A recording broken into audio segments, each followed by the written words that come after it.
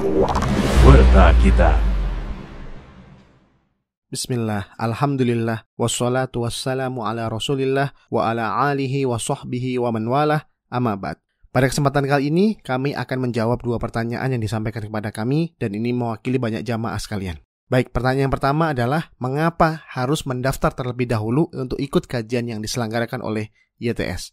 Ini pertanyaan yang paling banyak kami terima. Dengan redaksi yang berbeda-beda, tapi intinya sama. Kenapa harus registrasi untuk ngaji? Setidaknya kami punya 4 alasan.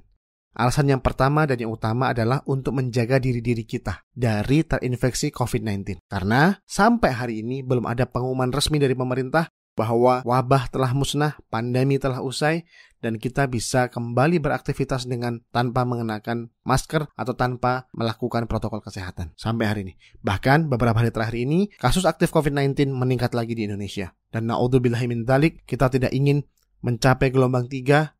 Ini bukan sebuah prestasi kalau sampai di gelombang 3. Oleh karena itu butuh peran kita semuanya untuk senantiasa menjalankan protokol kesehatan saat di luar rumah, terutama saat berkumpul dengan banyak orang. Itu alasan yang pertama dan utama adalah untuk menjaga diri-diri kita, baik panitia, peserta, asatid, dan juga kaum muslimin pada umumnya dari terinfeksi COVID-19. Sekalipun kita sudah vaksin, dan kita berkaca dari negara-negara lain di belahan bumi yang lain yang mereka mengalami gelombang ketiga, padahal sebagian besar penduduknya sudah divaksin. Jadi itu alasan yang pertama.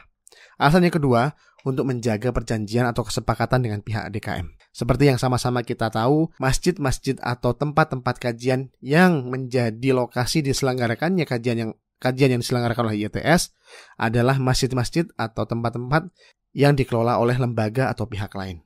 Ya, ada yang dikelola pemerintah, ada yang dikelola oleh yayasan, dan itu bukan di bawah pengelolaan ataupun pembinaan YTS. Oleh karena itu, karena sifatnya kerjasama, ada beberapa poin-poin kesepakatan yang disepakati antara kami dengan pihak DKM.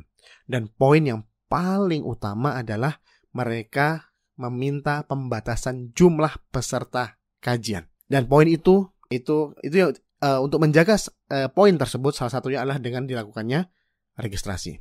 Dan sampailah ke alasan yang ketiga, kenapa dibuat registrasi? Karena itu adalah jalan termudah untuk kita melakukan pertanggungjawaban atas kegiatan atau kajian yang kita laksanakan. Karena dengan adanya pendaftaran atau registrasi, itu adalah pendataan yang paling maksimal dari kegiatan yang kita laksanakan. Jadi kita punya tanggung jawab yang ilmiah dan terukur karena ada data. Karena ini untuk mengantisipasi kalau just in case na'udzubillahi min dzalik terjadi accident atau ada yang positif COVID-19 dan hadir di kajian yang kita selenggarakan atau hadir di kajian yang YTS selenggarakan. Dan kajian tertuduh sebagai klaster tempat penyebaran atau epicentrum penyebaran virus COVID-19. Oleh karena itu, na'udzubillahi min dzalik, kita nggak berharap itu terjadi. Dengan adanya data, kita bisa melakukan tracing dengan maksimal. Kita bisa melakukan pencegahan dengan maksimal. Pencegahan untuk tidak menyebar lebih luas. Sehingga dengan adanya data, kita bisa broadcast kepada orang-orang yang hadir di kajian tersebut untuk melakukan isolasi mandiri 3-7 hari. Apabila tidak bergejala, silakan aktivitas. Kalau bergejala, segera tes antigen. Dan kita tentu akan sangat membantu Satgas COVID-19 ataupun para nakes tenaga kesehatan untuk melakukan pengobatan bagi saudara-saudara kita yang bergejala atau yang memang terkonfirmasi positif COVID-19. Nah, baik, itu alasan yang ketiga. Alasan yang keempat adalah membangun kesungguhan dan tanggung jawab serta kesadaran para jamaah. Kenapa ini penting? Sekali lagi yang di awal tadi disampaikan bahwa kita wajib menjaga diri-diri kita dari wabah yang bisa jadi mengenai kita. Sekalipun sudah divaksin, sekalipun kita dalam kondisi sehat, sekalipun kita masih muda, karena wabah ini tidak kenal muda, sehat, kaya, tidak mengenal. Karena banyak sekali korban-korban COVID-19 itu masih muda, berharta, dan juga mungkin bertahta. Seperti itu. Nah, sekali lagi, dengan adanya registrasi, membangun kesadaran, kesungguhan, dan tanggung jawab jamaah sekalian.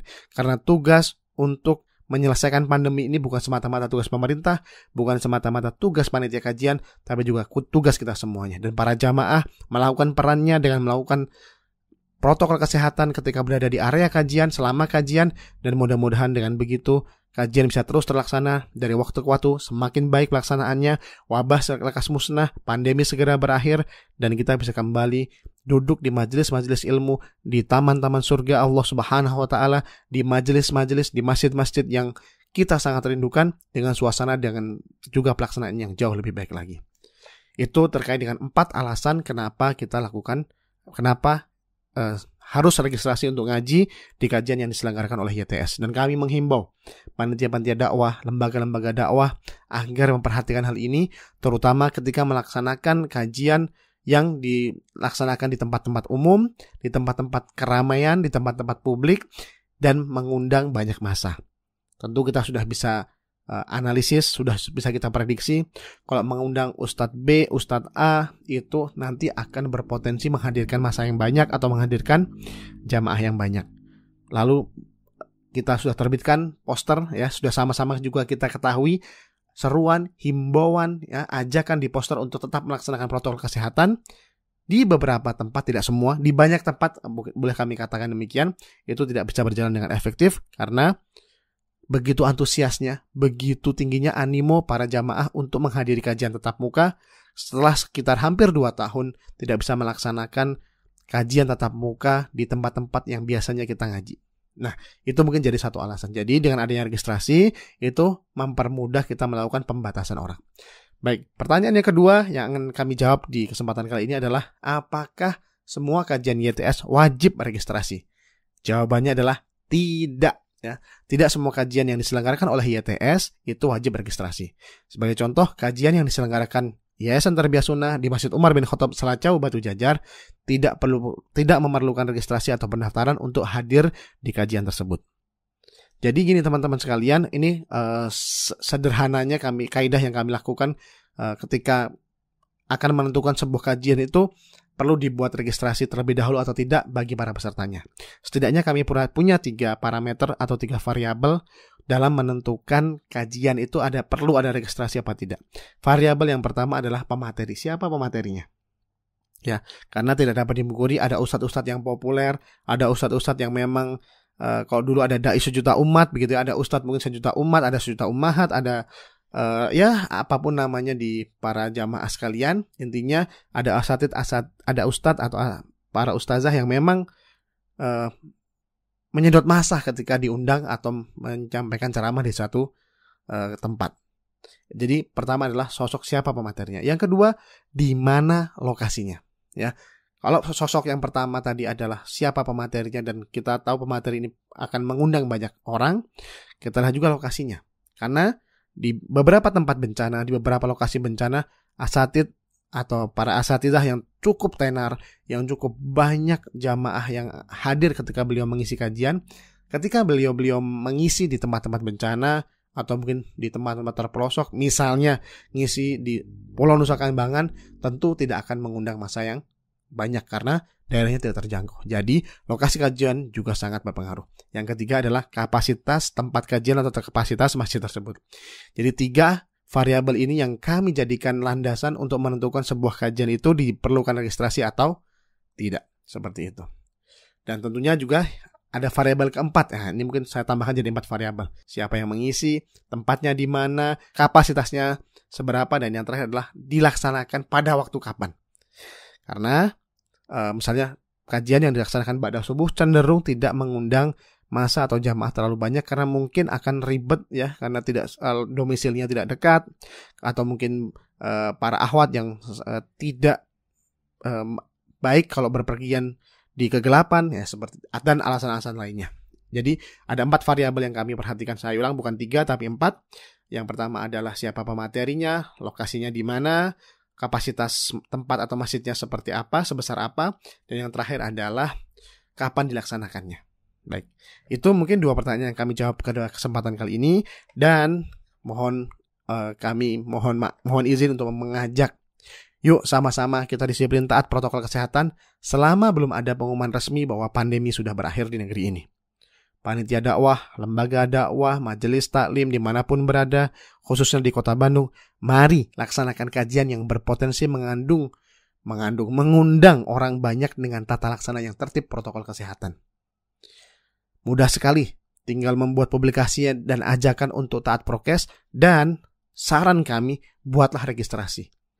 Cukup satu kejadian saja untuk membuat kajian dilarang, khususnya kajian-kajian sunnah, dakwah sunnah ini di kota-kota yang sangat kami sayangi ini tidak bisa terlaksana apabila ada satu atau dua kejadian yang akhirnya membuat dakwah sunnah ini terpaksa harus berhenti lagi dari satu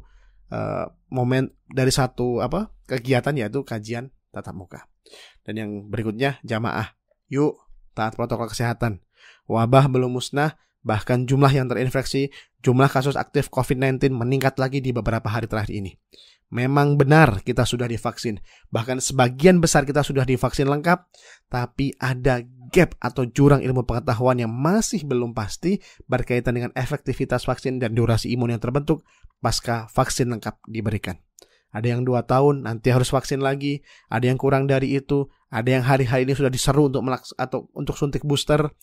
Dan itu artinya apa? Bahwa pengetahuan terkait dengan vaksin COVID-19 ini, karena memang dipercepat proses-prosesnya, itu masih belum maksimal. Sehingga masih mungkin terjadi gap atau jurang pengetahuan antara realita dengan pengetahuan yang dimiliki oleh manusia. Oleh karena itu, dengan kita taat protokol kesehatan, itu melindungi diri kita dan juga keluarga kita dan saudara-saudara kita dari terinfeksi COVID-19 varian apapun. Seperti itu. Baik. Dan kita tidak perlu menunggu dapat gelombang 3, mencapai gelombang 3 baru kita sadar untuk kembali melaksanakan protokol kesehatan. Karena boleh jadi hari-hari ini, bukan boleh jadi lagi, sudah sangat banyak kita temui saudara-saudara kita, kaum muslimin di Indonesia, di kota-kota, di kampung-kampung sudah tidak melaksanakan protokol kesehatan karena merasa wabah ini sudah musnah. Padahal belum, ya. Sekali lagi data menunjukkan beberapa hari terakhir jumlah pasien COVID-19 atau kasus aktif COVID-19 meningkat. Nah, pandemi juga mengajarkan kita bahwa manusia begitu lemah dan tidak berkuasa. Kemajuan ilmu pengetahuan dan teknologi belum mampu mengatasi pandemi dalam waktu yang singkat. Maklum saja, karena pandemi adalah kejadian yang tidak sering terjadi. Terakhir kali terjadi pandemi adalah sekitar 100 tahun yang lalu. Yang mana tidak banyak rekaman, tidak banyak tulisan, tidak banyak publikasi yang dapat dibaca dan dipelajari bagaimana pandemi itu melanda umat manusia dan bagaimana mengatasinya. Dengan referensi yang terbatas dalam menghadapi pandemi, itulah yang membuat pandemi ini tidak bisa kunjung cepat selesai. Dan itulah menunjukkan betapa besarnya kuasa Allah Subhanahu wa Ta'ala yang membuat rencana-rencana buyar seketika tatkala pandemi menghampiri sekitar bulan Maret tahun 2020. Sendi-sendi kehidupan porak-poranda, luluh lantah dihantam pandemi hampir 2 tahun ini. Dan lebih dari 144.000 jiwa meninggal karena wabah COVID-19 di negeri kita ini, negeri Indonesia tercinta. Ketidakpastian kapan berakhirnya pandemi membuat kita harus terus menjaga kesehatan, menjaga protokol kesehatan saat di luar rumah, menjaga imun diri kita, dan sekali lagi satu catatan penting adalah terserah apapun pendapat yang antum atau yang kita pegang, tapi abai terhadap protokol kesehatan menandakan kita tidak peduli akan saudara-saudara kita sendiri. Tetap jaga imun dan iman kita, terus ngaji sampai ajal menghampiri. Barakallahu fikum.